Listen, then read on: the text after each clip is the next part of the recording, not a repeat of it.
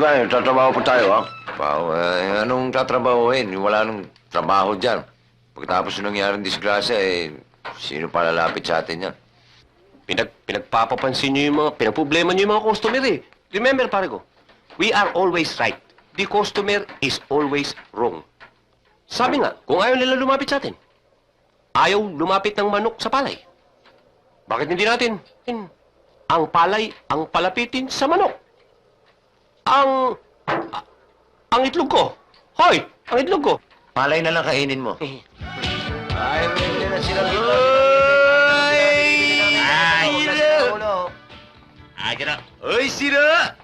Ay, sira. Ay, sira dyan kayo. Ay, sira. Kapitana, Chairman, General, Teniente, Commander, Boss.